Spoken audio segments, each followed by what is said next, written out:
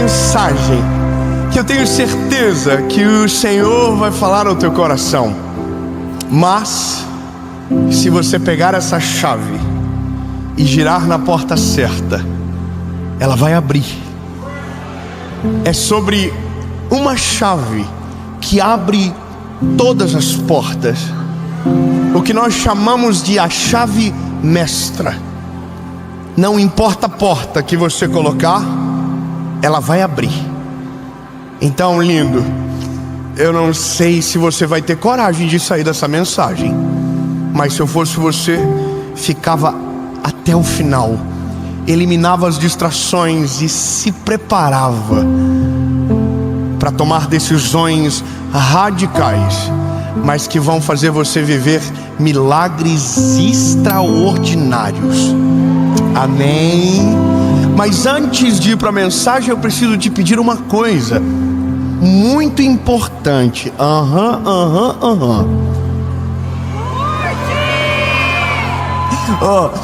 Curte o vídeo, comenta, compartilha.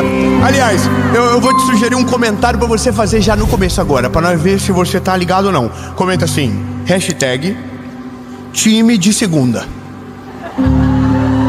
E não é de segunda linha, é de segunda-feira. Ei, irmão, comenta aí, compartilha. E se você não é inscrito no canal, se inscreva agora, ativa o sininho. Nós estamos chegando a quase 10 milhões. 10 milhões. Ei, irmão, se inscreve, ativa o sininho. E eu tenho uma palavra para prometer para você. Quando batermos 10 milhões, ainda não sei como, mas vamos sortear um inscrito do canal para no ano que vem, em maio de 2025, e na terra onde Jesus nasceu com a gente. Ei, só que você tem que estar assim, inscrito, bebê. Então até dá uma conferidinha. Vai que é você. Amém? Vai que é alguém de Tubarão. Vai que é um Baby Shark daqui que vai. Vamos pra mensagem. Aleluia. Olha, é desafiador dizer que existe uma chave que abre todas as portas. É difícil, porque ao mesmo tempo que eu estou dizendo que existe uma chave que abre todas as portas, eu não posso me esquecer que a palavra diz que tem portas que Deus abre e ninguém fecha, mas existem portas que Ele fecha e que ninguém abre. E essa porta não é sobre a chave, é sobre quem fechou. Então, essa palavra serve para tudo aquilo que é da vontade do Senhor sobre você, mas só vai acontecer se você usar a chave certa. Então vamos lá. Evangelho do João, capítulo de número 2, versículo de número 5. E a sua mãe, Maria, disse aos funcionários: tudo o que Ele pedir para vocês, façam. Amém. Vamos de novo. Tudo o que Ele pedir para vocês, façam. Começamos. E estava ali 6 talhas de pedra, do tipo usado pelos judeus para as purificações. E em cada uma cabiam cerca de 80 a 120 litros. E Jesus lhe disse: enchei de água as talhas. E eles a encheram até a borda. E ele disse: agora tirai e levem ao mestre-sala para que ele prove. E quando o mestre-sala provou a água transformada em vinho, não sabendo de onde viera, mas os serviçais que haviam tirado a água já sabiam. O mestre chamou o noivo e disse: todo homem no princípio apresenta um bom vinho, e quando os homens já beberam muito, então vem o pior. Mas você guardou o melhor para o final.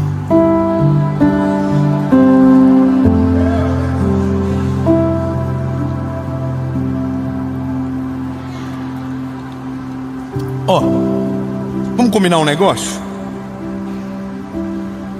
Você vai ter que abrir a sua mente agora. Você vai ter que tirar toda a restrição de fé que talvez alguém tenha gerado dentro de você ao longo da caminhada. Eu quero que você tire toda a frustração que alguém possa ter feito, ou talvez todas as orações que você fez e aparentemente Deus não respondeu. Todo milagre que você pediu e não chegou, limpa tudo agora. Coloca tudo para fora. Deixa o coração puro, deixa o coração limpo para ouvir o que eu vou falar para vocês. Olha, João, ele era um discípulo muito conectado com Jesus. A Bíblia diz que o Senhor tinha 12 discípulos, 3 eram amigos, mas um era íntimo dele. E esse discípulo é aquele que escreve esse texto. E quando você lê sobre João, quando você lê o evangelho dele, você vê uma riqueza de detalhes que faltam em alguns momentos. Por exemplo, tem coisas que Lucas fala que João não diz. Sobre Pedro, por exemplo, tem detalhes de Pedro que só Lucas conta, João não. Mas João conta mais detalhes de Jesus do que sobre os discípulos, o que é bom para você entender algumas coisas. Então Lucas fala muito sobre os fatos, mas João tem um cuidado específico para falar sobre Jesus, de uma forma que um evangelho acaba completando o outro e torna-os os perfeitos. Mas quando você olha João fala de 7 milagres que Jesus fez, e que antes de fazer o milagre, Jesus pediu algo para ser feito para quem estava buscando o milagre. Então é preciso entender que tem milagres que acontecem de maneira sobrenatural, porém não é nos exigido nada, a gente só vive. Quantos milagres invisíveis que você vive e que nem sabe para testemunhar? Quantos acidentes que Deus já te livrou? Quantos combates desnecessários o Senhor já te livrou? Quantas vezes a sua vida foi preservada e você nem sabe que Deus o fez, mas Ele fez, e você só está aqui porque a Bíblia diz que a causa de nós não sermos consumidos são as suas misericórdias. Misericórdias essas que se renovam a cada manhã. Lindo! Jesus ama você, sabe o teu nome, o teu endereço, cuida de você na palma da tua mão, da mão dele, tem os cabelos da tua cabeça contados. É detalhe demais para você entender, mas ele conhece tão bem você que nem você mesmo se conhece como ele te conhece. Mas existem milagres que Jesus vai fazer, mas antes a nossa postura de fé vai ser testada, e a maneira que a gente se porta determina o milagre que a gente vai viver. Então, por isso que eu disse que é bom que você tire tudo do coração, que você agora limpe, purifique, porque eu sei que tem coisas que você já orou que Deus não fez, que teve milagres que você pediu e que o Senhor não realizou. E eu sei, porque eu também tenho orações que não foram respondidas, ou foram, mas por conta da minha ignorância não entendi. Mas eu tenho vezes que fiz tudo e nada aconteceu. Já orei por doentes que não foram curados. Já orei por pessoas e que morreram. Já orei e não vi acontecer. Já pedi para que a chuva parasse e a chuva não parou. Mas também já pedi para que a chuva parasse e ela parou. Já pedi para que o Senhor Jesus curasse e Ele curou. Já vi mães estéreis dando à luz. Já vi câncer serem retirados de maneira imediata. Já diagnósticos sendo envergonhados. Eu já vi tudo e já vi os dois lados. Mas tem uma parada. A nossa maior dificuldade de crer é justamente a nossa disponibilidade em se mover para aquilo que os nossos olhos não enxergam. Então, lindo, a gente só cura, a gente só entende o que precisa quando mergulha na palavra. Na verdade, o cerne de tudo é a vontade de Jesus, o que Ele quer. E o que Ele quer reflete no que eu devo fazer. Então, examina comigo um milagre para começar. A Bíblia diz que é o primeiro milagre público de Jesus. Era um casamento em bodas de Caná da Galileia. Jesus ainda não havia sido exposto. Portanto, mesmo tendo poder para tudo, não havia sido provocado para. Seu ministério ainda não era público, mas havia uma mulher que sabia quem ele era. Maria sabia quem morava na casa dela. Maria sabia que aquele menino não era normal. Maria sabia que aquele menino carregava uma missão muito poderosa. Maria não criou um filho para viver, criou um filho para morrer na cruz do Calvário. Maria sabia de tudo dele. Sabia quem ele era, sabia o poder que ele tinha, sabia que o pai dele não era José, era o Deus dos céus e da terra. Ela sabia tudo dele, porque quando o anjo chega na casa de Maria, o anjo diz: e o reino dele não terá fim.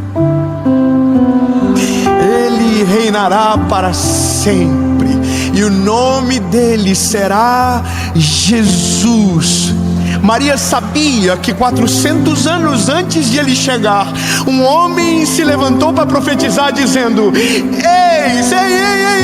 ele vai vir, e o nome dele será maravilhoso, Conselheiro, Deus forte, Pai da eternidade, e o principado estará sobre os seus ombros. Estava tudo escrito. Zacarias profetizou, e eis que ele vem montado em um jumento. Tudo estava escrito. Não há nada novo. Tudo que Jesus fez foi para cumprir aquilo que antes havia sido proclamado sobre ele, para que justamente aqueles que deveriam o receber tinham a certeza de quem se tratava. O problema não era o que estava escrito, mas a interpretação que se recebera.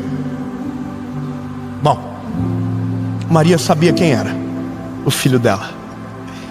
E quando a Maria viu que o vinho acabou e que a festa iria de água abaixo, literalmente, porque o vinho havia acabado, a Bíblia diz que ela chamou Jesus e falou: eu sei que você pode resolver o B.O. dessa galera aqui. Aí Jesus falou: mas ainda não é chegada a minha hora. Eu imagino Maria: mas eu sou tua mãe.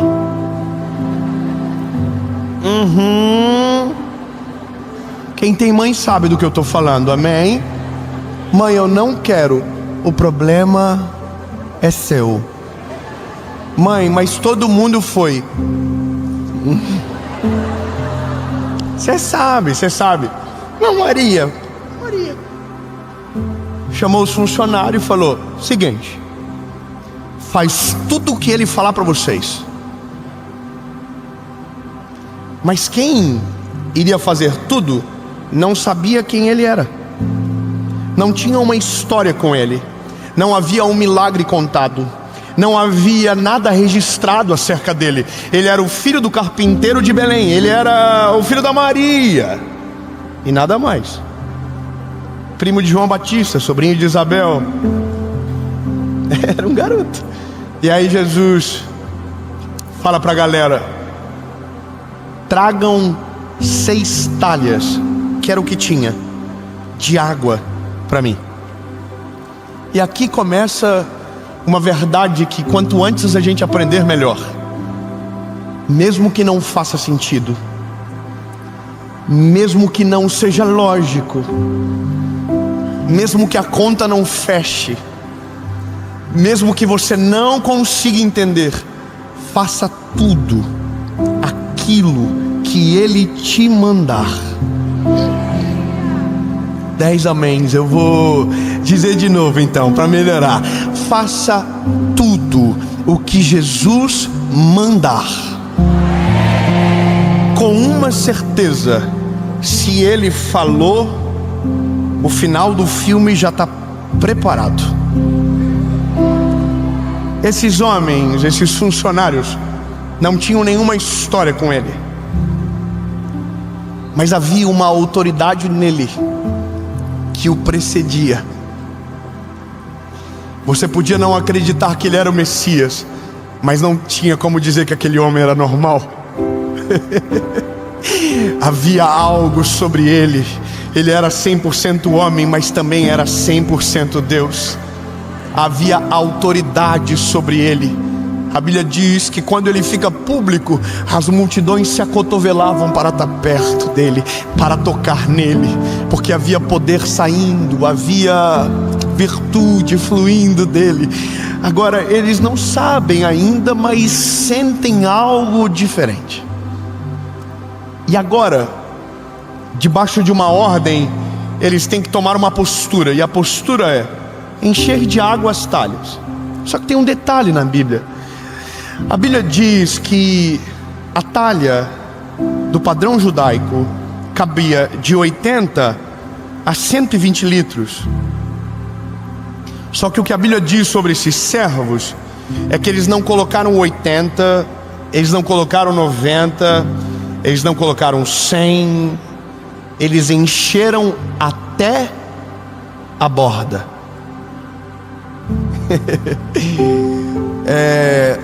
O nome disso é proatividade. É fazer além do que se pedido foi, ou se sacrificar para ver algo ainda maior acontecer. Eu não sei como é você, mas eu, quando minha mãe pedia para buscar água, para encher a jarra e deixar na geladeira, é que aqui todo mundo é rico, todo mundo toma água a voz. Mas a gente tinha a tal da Tupperware, que dura 350 anos, que a gente tinha que encher depois que tomava. Eu nunca enchia até a borda, porque quando você enche até a borda, o risco de transbordar é maior. Porém a quantidade de água, se não transbordar, também é maior. Você já começou a entender, né? Eles tinham uma opção: não vamos sacrificar nossas costas, não vamos carregar 80 litros de 120 litros de água, se a gente pode carregar 80. E veja, Jesus não mandou eles carregar 80 litros de vinho ou 120 litros de... Ele mandou encher de água. E parece ilógico, numa festa que se precisa de vinho, encher uma talha de água. Esse é o ponto. Jesus não está pedindo algo lógico, Jesus não está pedindo algo simples, Jesus está pedindo uma decisão de crer. Se você crer que eu posso fazer alguma coisa, antes de eu fazer, faça você. Traga o sinal que você acredita na minha frente. O quanto você trazer de água, eu vou transformar em vinho. Mas é você que vai encher a talha de água. Bom,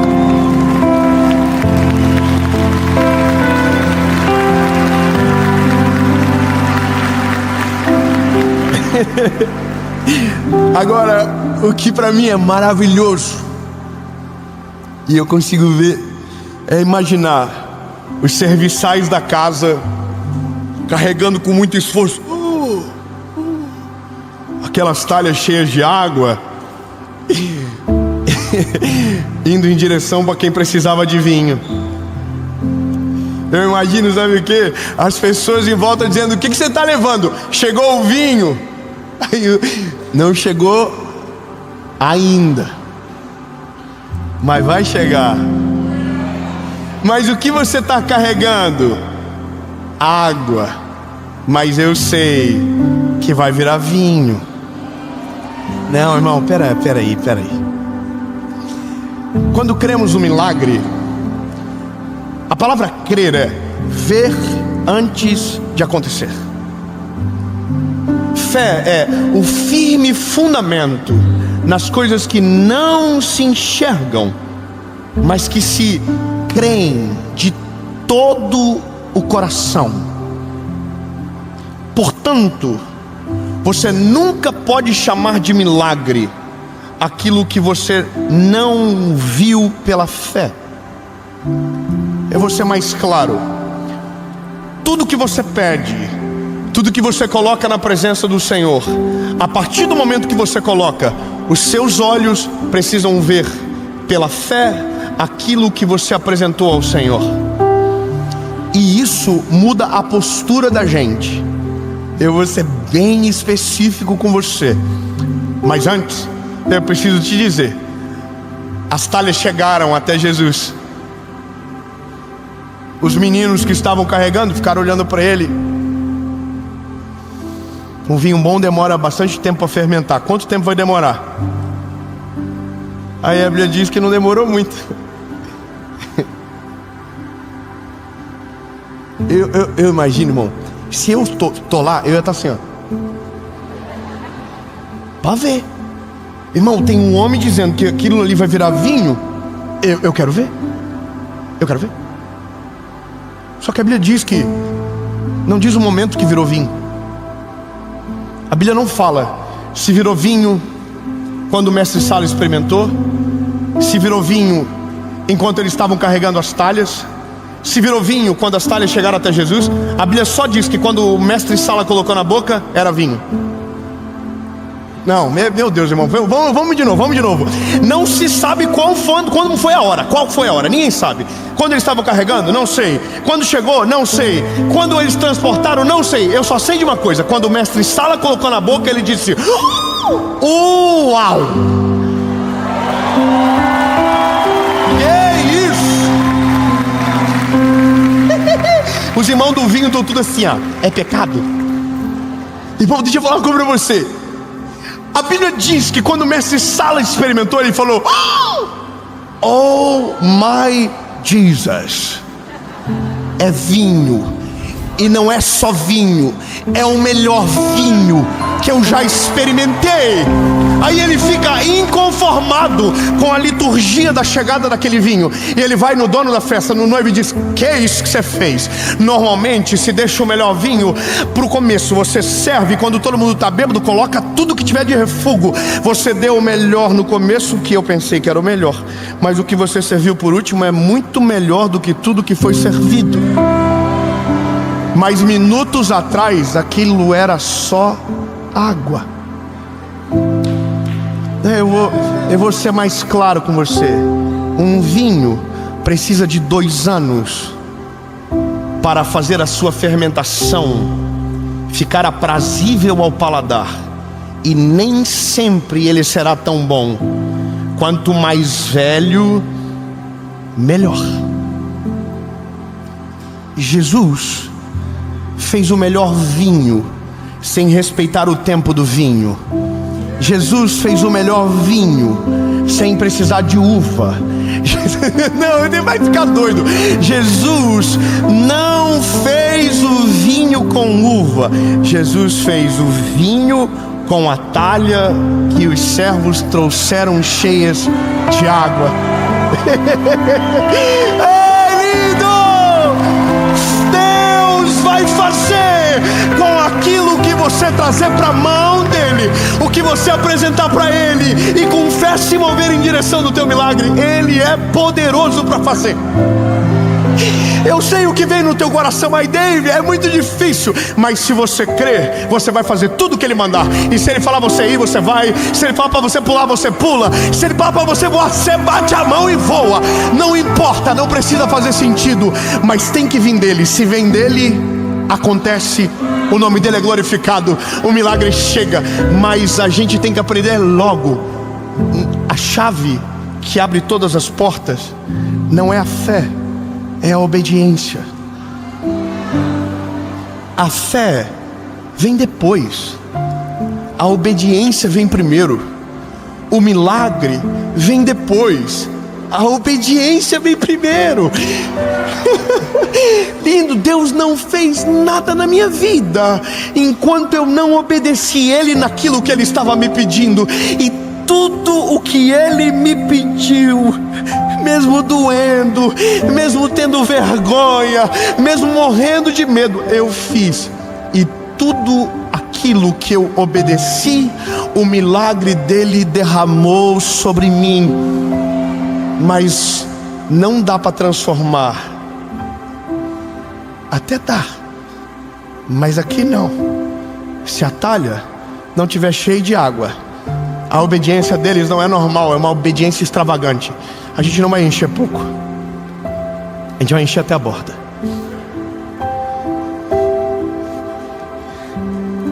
Eu não sei qual é o milagre que você precisa, mas se eu fosse você, eu parava de pedir e começava a agradecer como se ele já tivesse chego. Eu vou ser mais claro. Você não vai voltar mais para dizer: Jesus, eu preciso. Você vai voltar para dizer: Jesus, eu sei que o Senhor já está fazendo. Eu sei que o milagre vai acontecer. Eu sei que o Senhor vai se mover. Eu sei que já está acontecendo. Os meus olhos ainda não veem, mas pela fé eu consigo ver. Vai acontecer no nome de Jesus.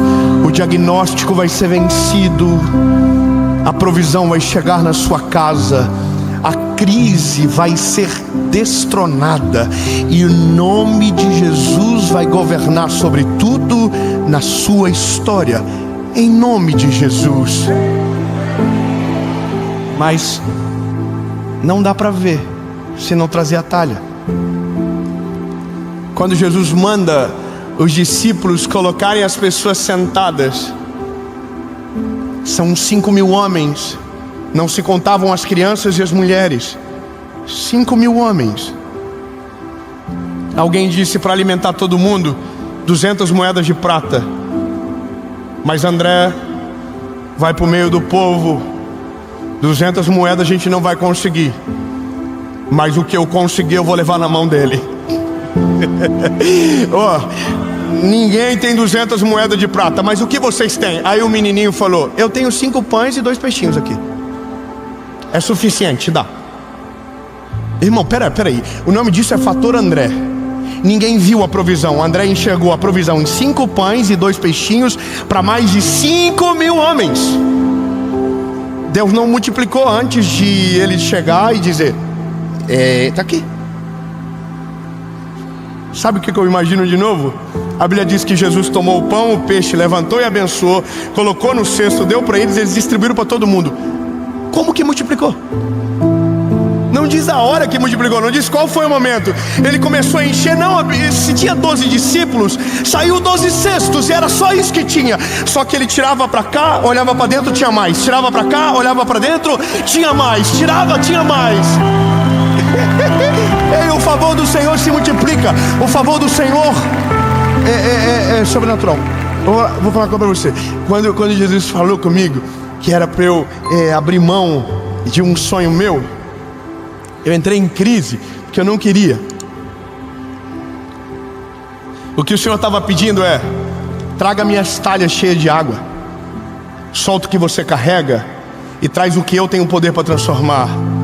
Não é tão fácil como a gente gostaria, mas é exatamente isso que move o céu à nossa direção. Quando você crê tanto que você obedece tudo para ver aquilo que Deus tem para fazer sobre você. Eu não sei qual é o projeto que você está morrendo de medo, lindo. Eu não sei qual é a planta que você tem na mão. Eu não sei qual é o sonho que você já abortou porque pensa que não pode mais. Se mova em direção ao milagre que você precisa, se preparando como se ele estivesse chegando agora. Eu vou ser claro, você está orando há muito tempo para que Deus abra as portas do céu e mude a sua vida financeira. Abre uma conta nova. Abre uma conta nova. Mas David, não aconteceu ainda. Mas quando acontecer, a conta está lá. David, eu queria tanto que o Senhor me desse uma casa. Lindo. Compra o chaveiro da chave que vai na porta e diz: Senhor, eu já fiz o comecinho, é pequenininho, mas está aqui, Senhor. Quando o Senhor me der a chave, eu já tenho um chaveiro. Senhor, eu quero um filho. É lindo. Vai no mercado, faz pedido, compra um pacotinho de fralda e diz: Senhor, já está aqui. Se o Senhor mandar, já está aqui.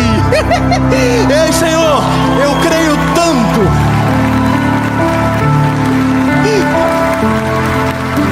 Eu sei que é difícil, mas quem crê se move no sobrenatural para ver o milagre de Deus chegar.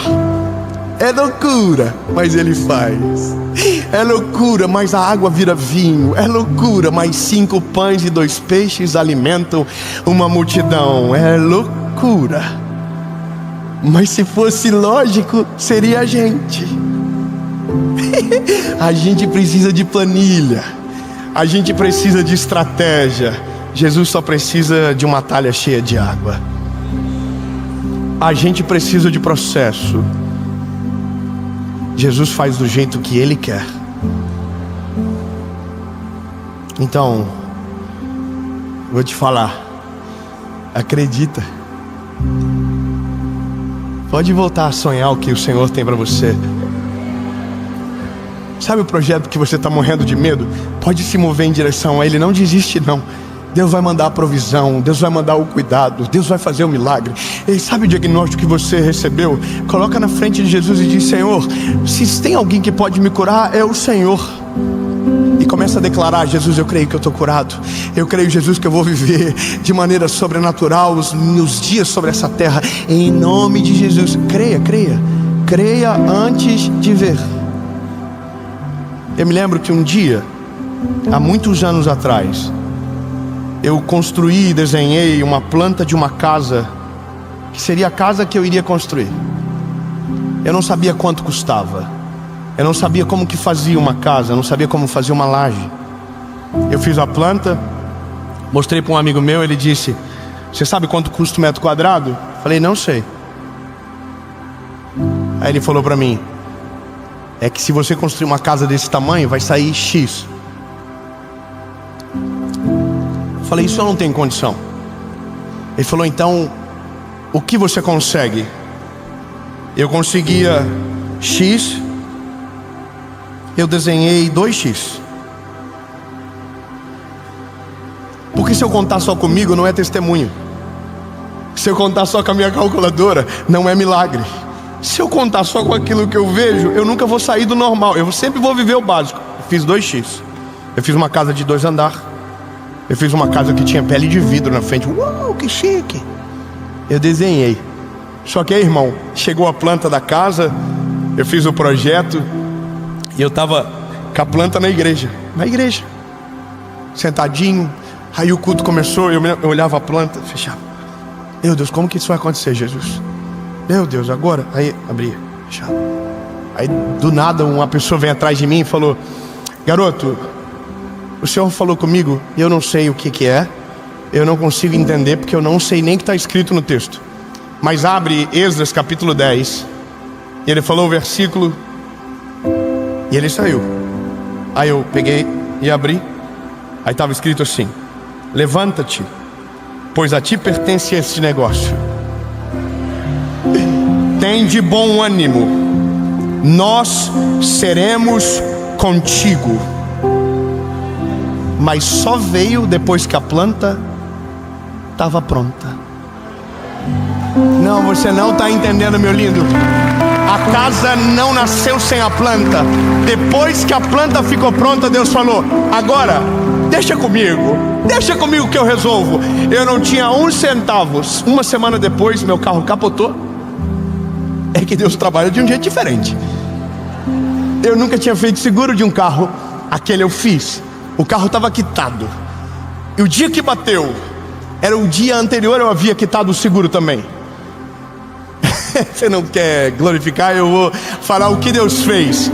O valor que entrou do seguro, eu encontrei o construtor. Dei na mão dele. Falei: toca-lhe o pau. Faz no que dá. Ei, só que escute, eu tinha a provisão pro começo e não tinha mais nada pro final.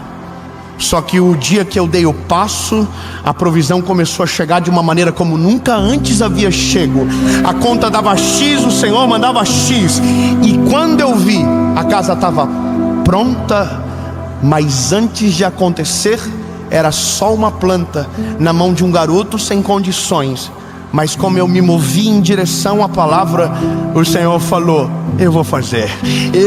Irmão, fala para quem está do teu lado: se move em direção do teu milagre. Ele vai fazer, em nome de Jesus. Amém.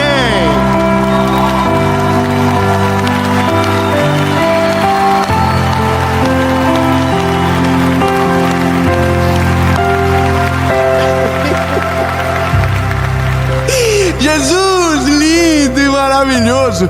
Nós não só cremos que o Senhor vai fazer, como mudamos a nossa estratégia de viver para esperar o teu milagre chegar. Jesus, eu creio com todo o meu coração que tudo que o Senhor prometeu vai acontecer. Eu creio que minhas orações serão respondidas. Eu creio, Senhor, que o Senhor vai se mover na direção dos teus filhos, e o milagre que tanto se espera vai chegar, porque nós obedecemos, e o que o Senhor está mandando nós vamos fazer, porque queremos glorificar o teu nome através da nossa obediência e ver o milagre através da nossa fé. Em nome de Jesus.